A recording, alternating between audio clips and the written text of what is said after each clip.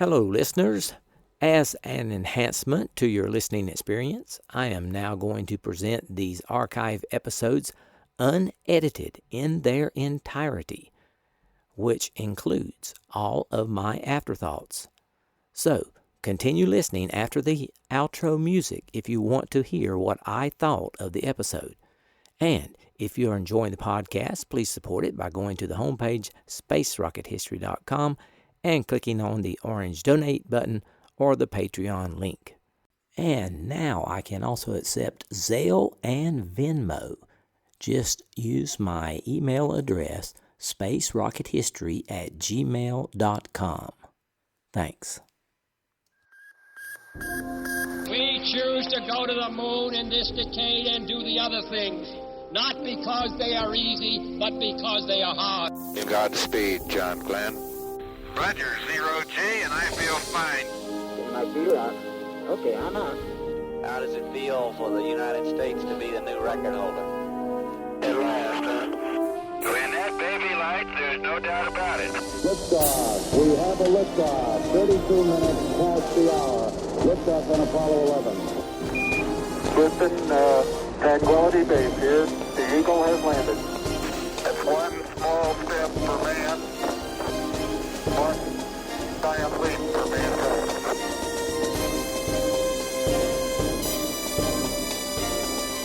Hello and welcome. This is Michael Annis, and you're listening to episode 250 of the Space Rocket History Podcast. And now, Apollo 12, Moonwalk 2, Part 1, Head Crater. Continuing from the previous episode, Pete and Al had just completed Apollo 12's first moonwalk. Now, back inside the lunar module, the crew did some housekeeping chores, ate dinner, set up their hammocks, and went to bed. This is Apollo Control at 122 hours, 57 minutes. During the change of shift briefing, we said goodnight to the crew of Intrepid and also to Dick Gordon aboard Yankee Clipper. We last heard from Yankee Clipper at about 122 hours. The CSM has now gone behind the moon, and we're scheduled to reacquire in about 34 minutes. Pete Conrad came up at 122 hours, 15 minutes, and gave us a crew status report. He said that the crew is in super shape, that Al Bean had taken one of the decongestant tablets prior to the EVA, and he said that the crew planned to follow the EVA timeline for their second EVA. As Pete lay in his hammock, trying to execute the, quote, good night's sleep, end quote, portion of the mission profile, he thought to himself, I'm the third man to set foot on a world outside his own.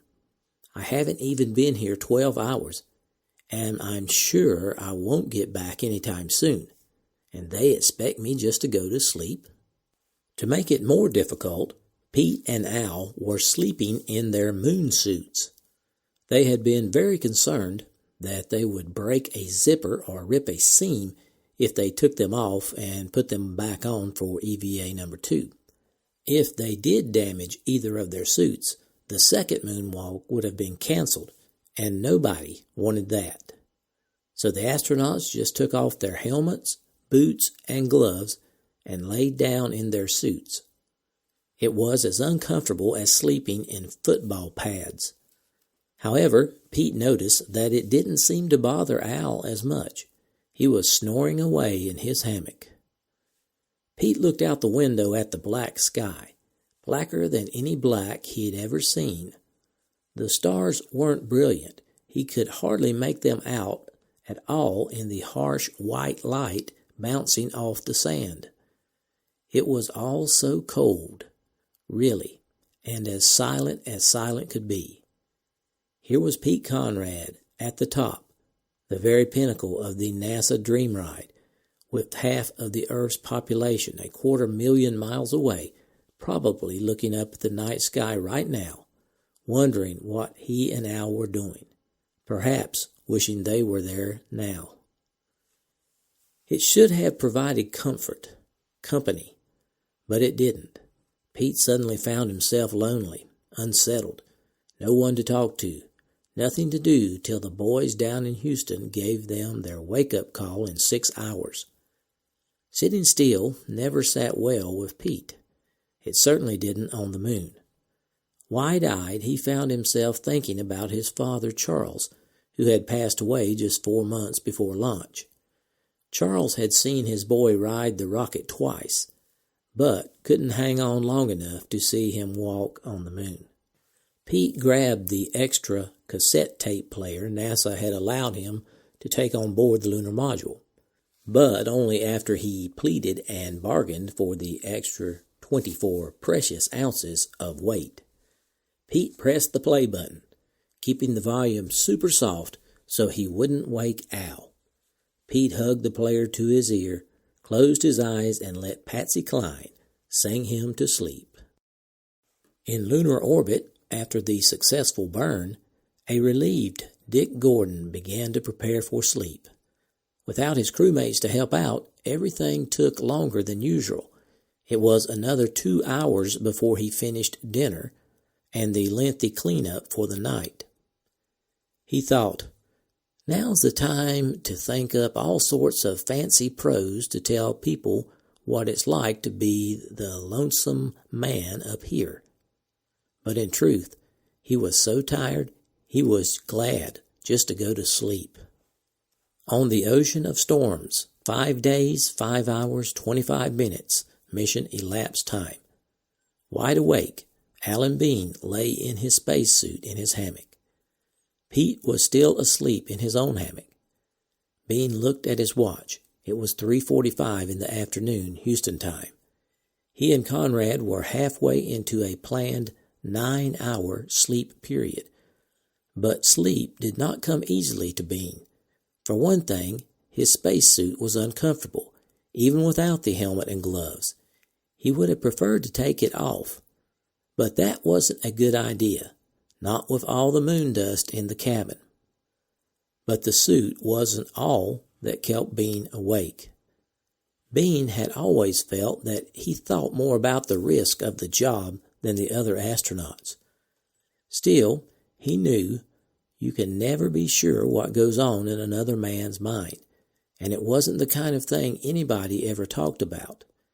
It wasn't that he was anxious about anything in particular. It was more a heightened awareness of his surroundings. Bean heard the whine of Intrepid's cooling pumps. A few hours ago, he and Conrad had just fallen asleep when one of the pumps changed pitch, and both of them awoke with a start, then went back to sleep. He looked up at Conrad's hammock. Even in a spacesuit, Pete's body barely weighed enough to sag the cloth. It lay almost flat in the lunar gravity. Before the flight, Conrad had told him, quote, "Don't worry, if anything goes wrong, it'll be something you've never seen before," end quote. The lightning strike proved him right, but that had not been a harrowing experience for Bean, although, he thought wryly, it would have been if he had understood what was really happening. Pete had understood, and he had been cool enough for all three of them. Of course, when it came to landing on the moon, Conrad had done his share of worrying. That was only natural, and when he did, Bean was able to be reassuring because he knew that if anybody could pull it off, Conrad could. Bean didn't worry much about the piloting end of Apollo 12. In his mind, a mechanical problem was the thing to watch out for. All through the mission, even with the exhilaration of the ride and the wonder of such incredible sights, Bean heard the background noises of his own awareness, reminding him that one of the rules of this game is that all machines eventually fail. For Bean, being on the moon was laced with that awareness. Bean also thought about the TV camera. He wondered why it didn't work. He had no way of knowing that the full-strength lunar sunlight had burned the light-sensitive coating right off the Vidicon, and that it was beyond hope.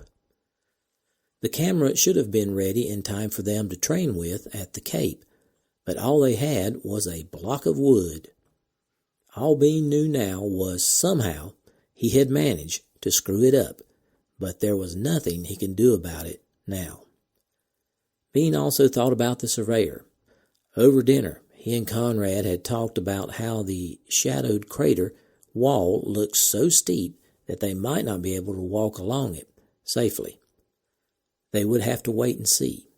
For now Bean knew he had to get some rest, or his performance would suffer. If you're not doing something productive, Bean told himself, you should be sleeping. Finally, he drifted into a light slumber. Meanwhile, in the top bunk, Pete Conrad soon awoke, not because his mind was too active, but because he was in pain.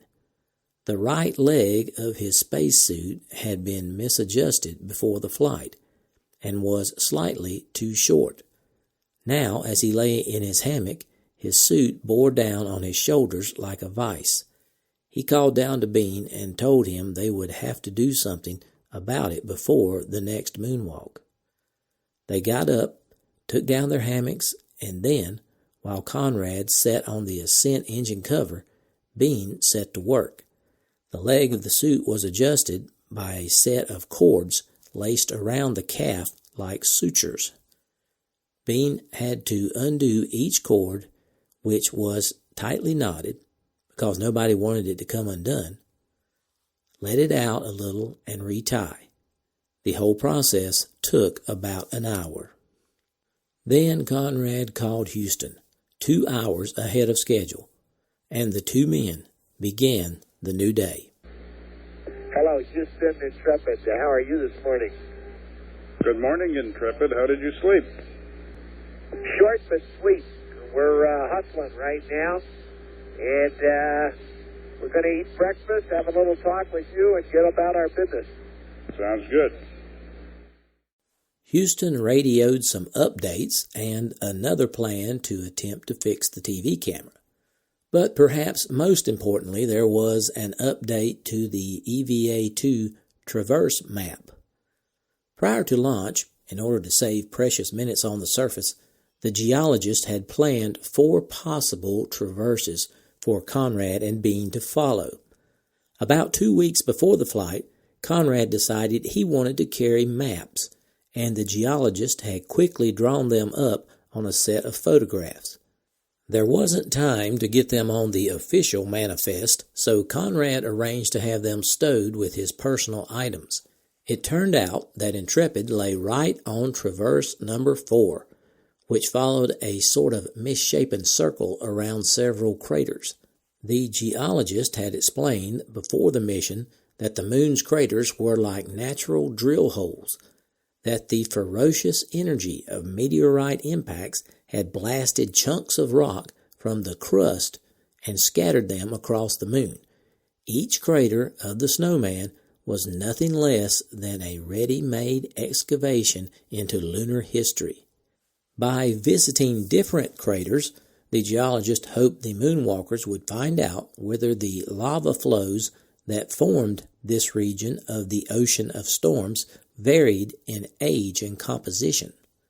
On Earth, a geologist would have spent many days or even weeks on this kind of exploration, but the timeline gave Conrad and Bean a bit less than 2.5 hours to get around the circle of craters. The craters that made up the circle were Head, Bench, Sharp, Halo, and the Surveyor crater. Okay, Houston, how about giving me the word on the geology now? Pete and Al, Houston, we're ready to go with the Traverse plan. We can pick it up on LSE 76G. I think that's the easiest way to follow it on your map. Have it right in my hand. Go. Okay, first of all, the 2 prime sites we consider on here are Bench and Sharp craters. We can pretty much follow the traverse which we discussed before. What I'd like to do is to give you the additional information that you don't have on your sheet. and also perhaps to discuss how we'll fit the LSEP revisit into this. Your first point along the traverse is head crater, and which we call out F. What we'd like to do in view of the fact that you're going over towards the LSEP is to move that site over to the northwest rim of head crater. And the coordinates there are R0, 11.0. And then you will carry out what we already have outlined for head crater. That's the two partial pans across head crater, and document the slumps and ledges. In addition to that, seeing as we have the PSE so closely located to that, we'd like to see if we can get a known signal for the PSE. So if possible, roll a large rock into the crater and take a stereo pair of the rock rolling. Good recovery. Take a stereo pair of the rock prior to rolling and a stereo pair of the track made by the rock after rolling. Yes, sir. We'll rock and roll. Hey, we've had a lot of training for that sort of thing on those geology trips we had. Pete and Al finished suiting up and vented the cabin to begin the second EVA, Moonwalk 2. Looks good. Go. Start your watch. Okay. Got it started? Yeah. Forward dump valve to open. Go. Dump it. Coming down, Pete. Cabin's coming down. Pressure's coming down. Cabin's 1 pound. And I'm 5.0, and the loop is 4.0, and the cabin is a half, about 6/10. Okay. Everything looks good down here, Pete. And your Delta Fiesta. Roger, looks good up here. Minus. Okay, there goes a H2O. Alpha through Delta. Got one, too. Minus Yep, 6.8. there it goes.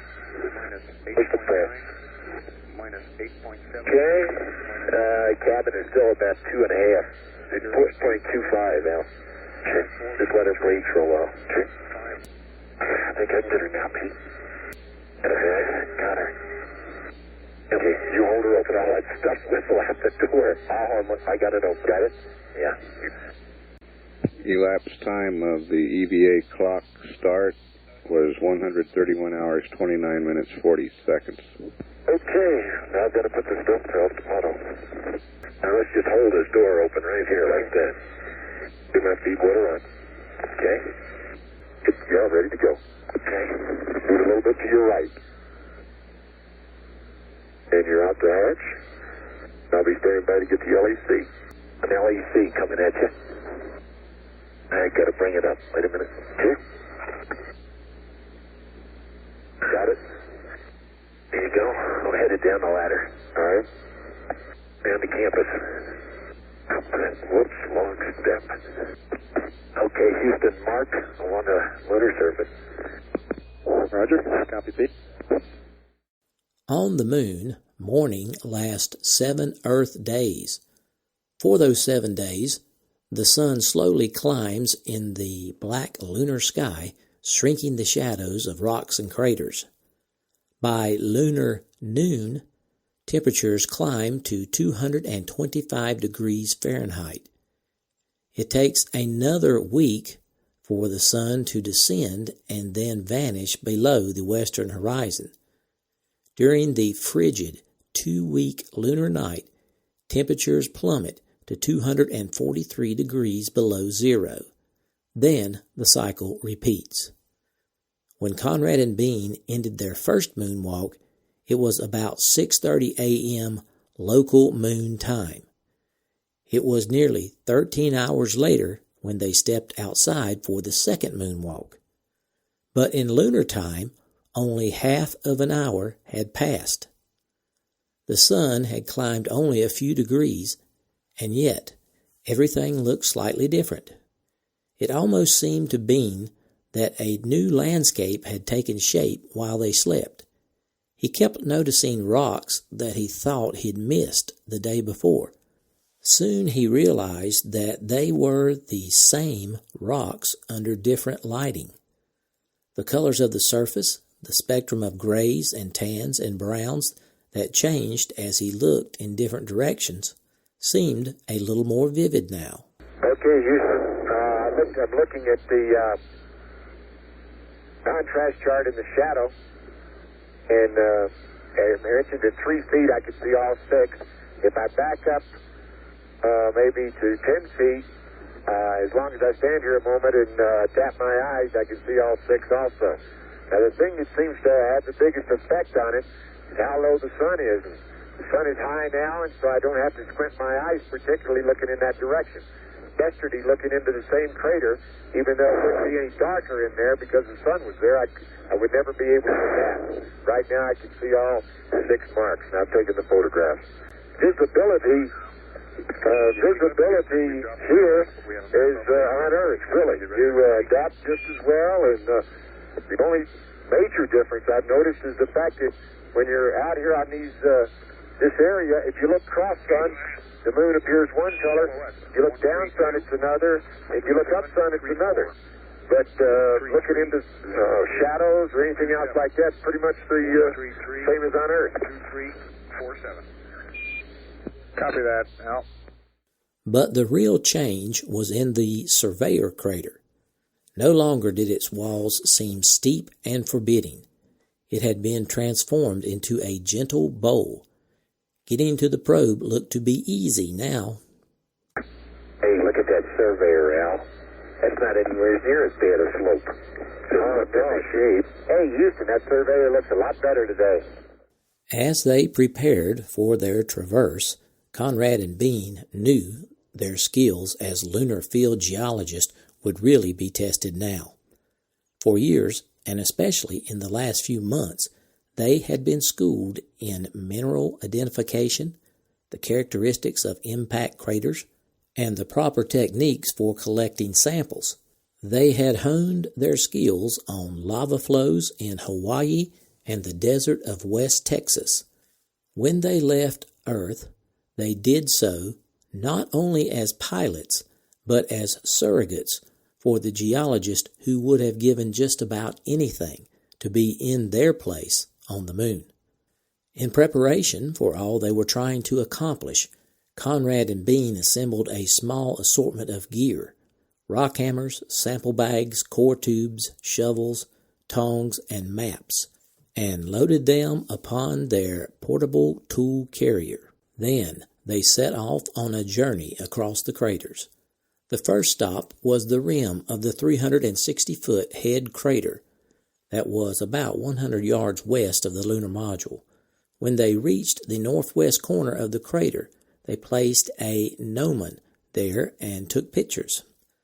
A gnomon is a gimbaled stadia rod mounted on a tripod so that the rod is free to point vertically. When deployed on the lunar surface, the shadow cast by the staff indicated sun angle and therefore direction. The rod length and the painted scale provided a reference for estimating the sizes of nearby objects. Shades of gray on the rod ranged in reflectivity from 5 to 35%, and a color scale enabled more accurate determination of rock and soil colors by comparison. Okay, I got a rock over here. Okay, well, what are we supposed to get here? We probably ought to come over here to the other side. It looks the best, and do a little trench and compare some of the soil profiles. Okay, they wanted it. What? I've got an area right over here that looks like a good area to work in. Okay, little white spatter type craters.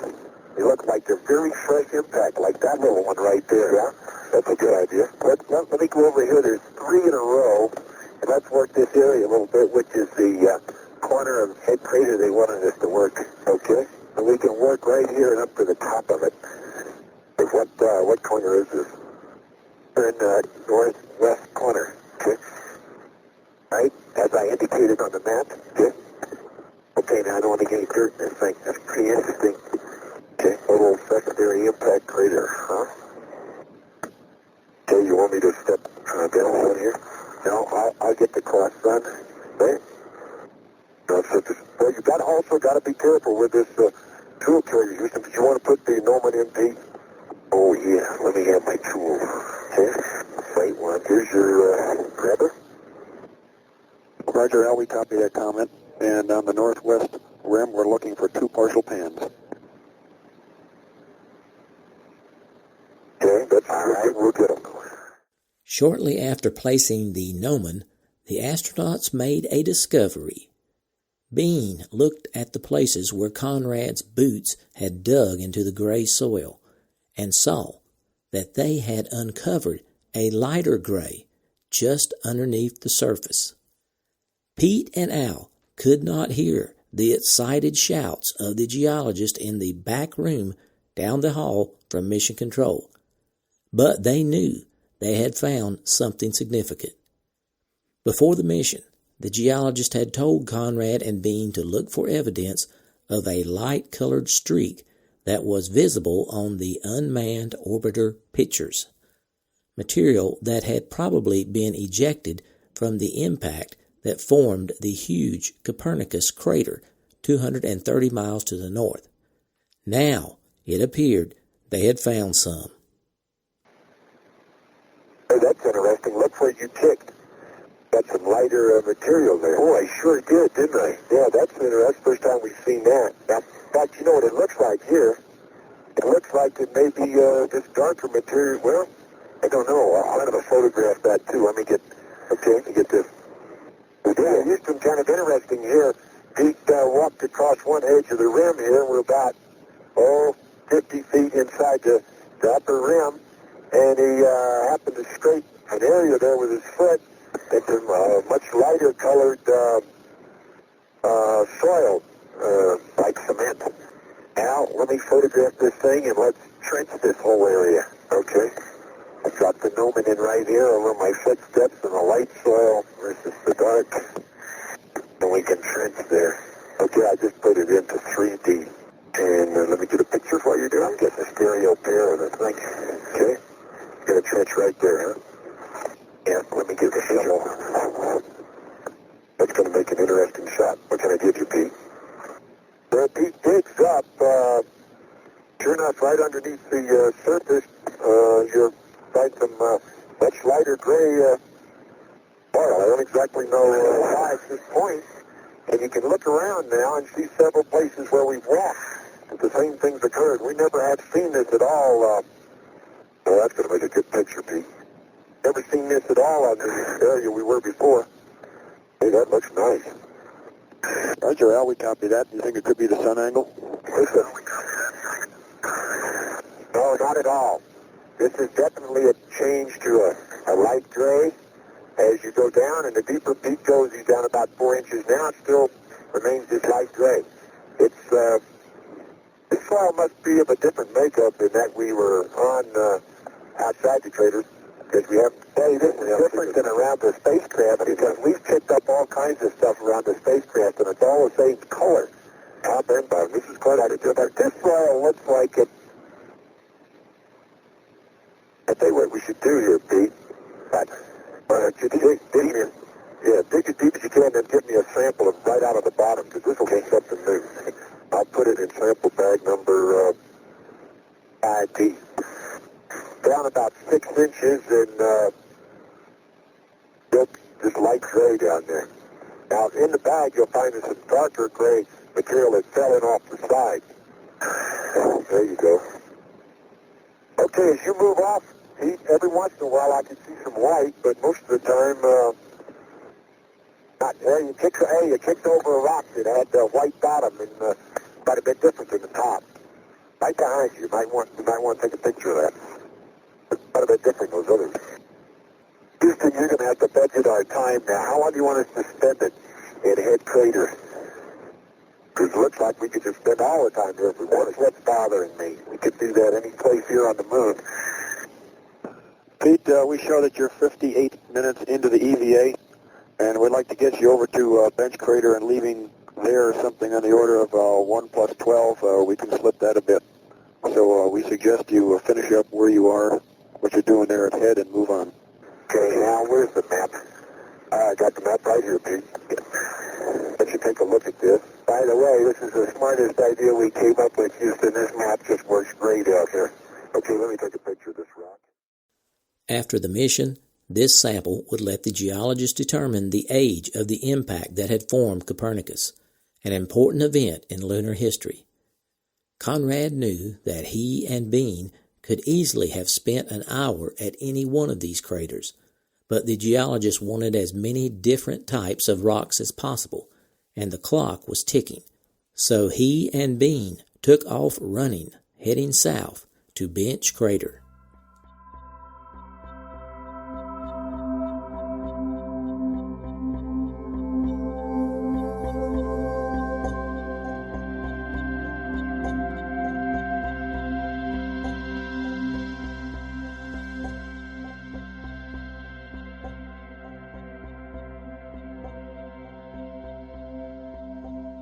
Salutations from the foothills of North Carolina. This is Michael Annis, your host, and I wanted to say thanks for listening to episode number 250 of the Space Rocket History Podcast, entitled Apollo 12, Moonwalk 2, Part 1, Head Crater.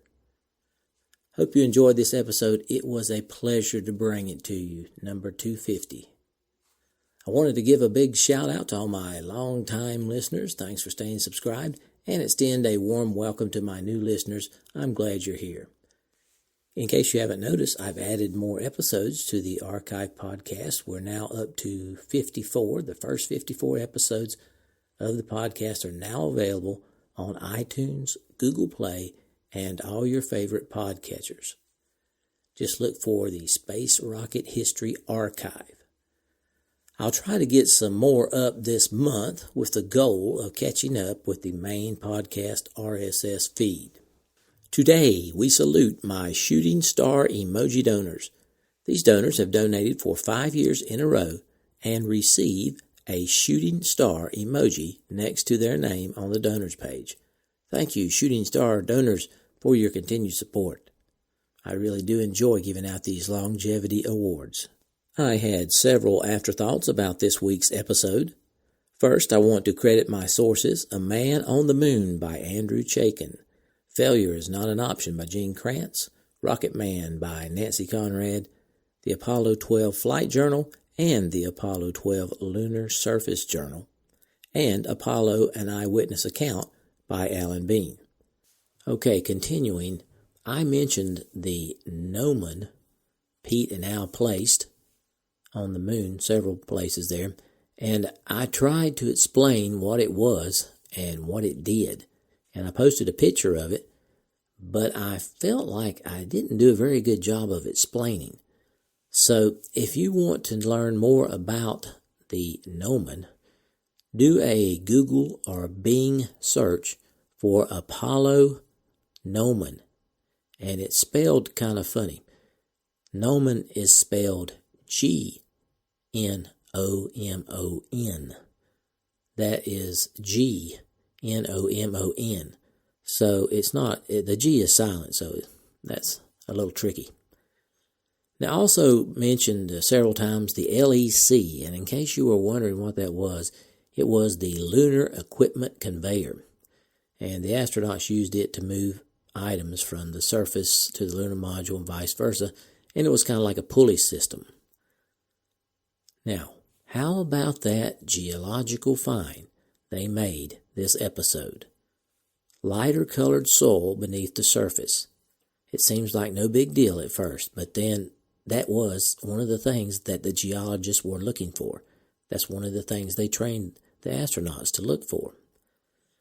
It was a very interesting find for them, and Al Bean saw it first, so I guess he deserves the most credit.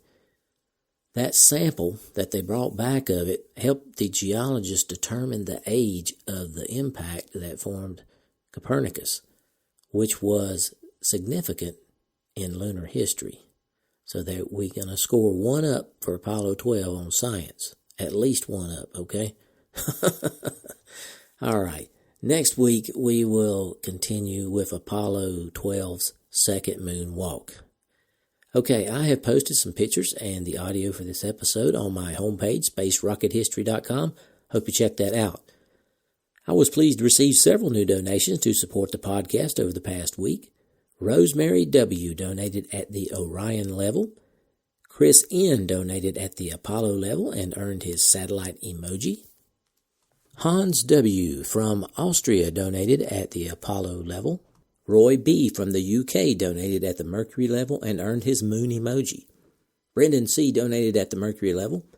David W. pledged on Patreon at the Mercury level and earned his moon emoji. Michael W. from the UK donated at the Vostok level. David H. from Oxfordshire in the UK pledged on Patreon at the Vostok level, and Paul N. pledged on Patreon at the Vostok level. Our Patreon donors have now reached 167, with a goal of reaching 218 by the end of the year, and our overall donors for 2018 have reached 235, with a goal of reaching 418. For those of you who are enjoying the content provided here and have not donated yet in 2018, please consider supporting the podcast if you're financially able. Keep in mind, Space Rocket History is entirely listener-funded. I depend upon your financial support to keep the podcast going. To support the podcast, go to the homepage at spacerockethistory.com, click on the orange Donate button or the Patreon link. All donors are rewarded with their name on the donors page at the level they choose to donate. For those of you who have already donated for 2018, I certainly appreciate it. I have an item to give away this week. It is the official Space Rocket History logo vinyl refrigerator magnet. It has a picture of the official SRH logo with the rockets. To select the winner, Mrs. SRH gave every 2018 donor a number. Then she put it in Google's random number generator and got the number for Wayne and Naomi Holmes. Wayne and Naomi, if you would, email me, Mike at spacerockethistory.com, and tell me your address. All right, now for some fun. I am delighted to report the podcast has completed over 5 years in service and that we have posted 250 episodes. Now, that is a hectic pace. Producing about 1 episode per week for 5 years is pretty demanding. And also, I'd like to announce that we have had over 2 million downloads, over 1,400 Facebook likes, and over 1,000 Twitter followers. One of the early goals for the podcast, which was completing Apollo 11, was accomplished this year. And we actually created a new separate podcast called Space Rocket History Archive to cover episodes that no longer fit on the main podcast RSS feed. The Archive podcast has grown very quickly, and it looks like I may have to buy some more server bandwidth for it very soon to keep up with the amount of downloads demanded, which unfortunately means it's going to cost twice the price, but it's a good thing to grow. We added a podcast store this past year, and that can be found on the homepage under the Store tab. And finally, we added the Space Souvenir Weekly Giveaways. So that was quite a bit of accomplishments over the past 50 episodes.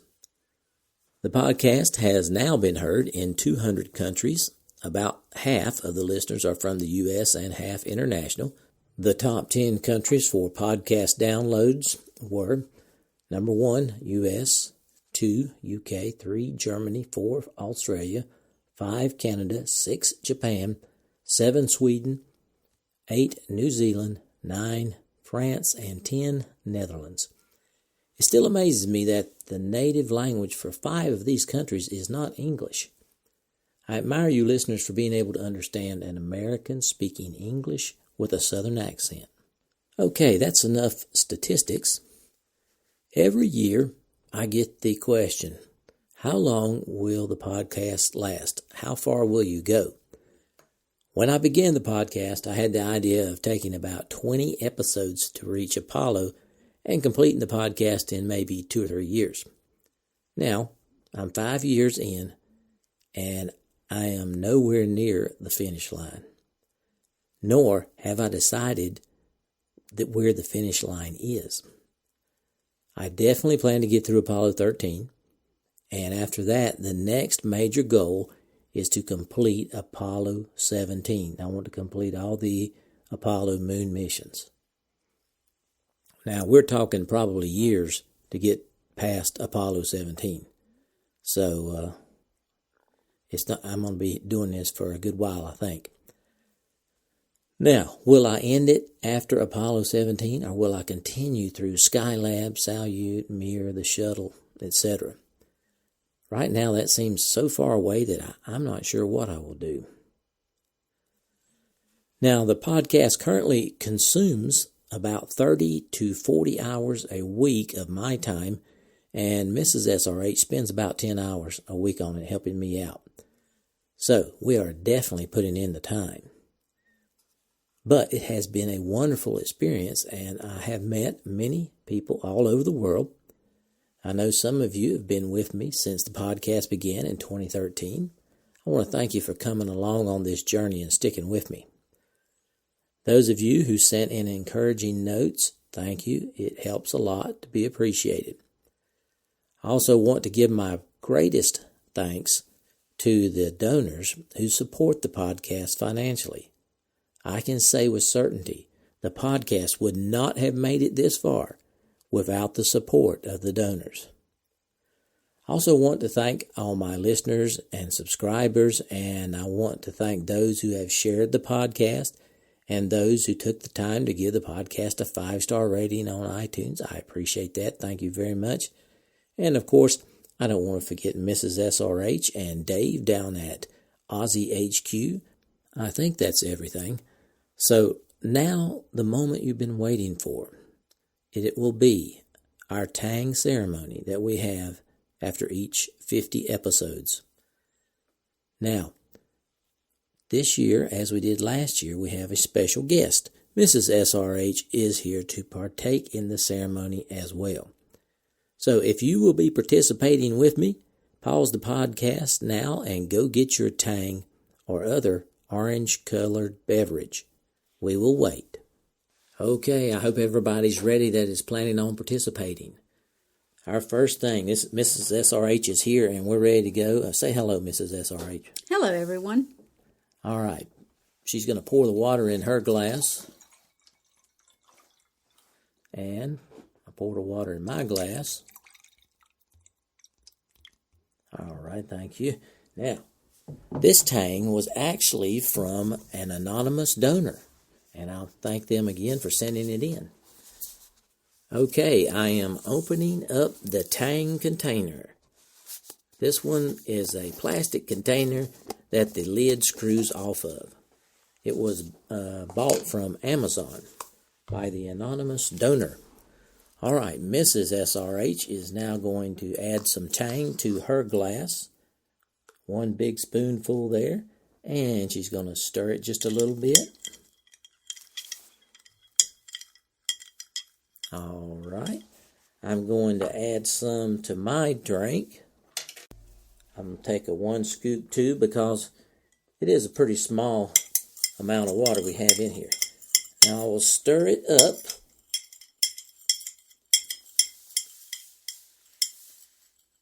Most all of the powder is dissolved now. It tastes much better when you don't have powder in it. Okay, we will now make our toast to 250 episodes.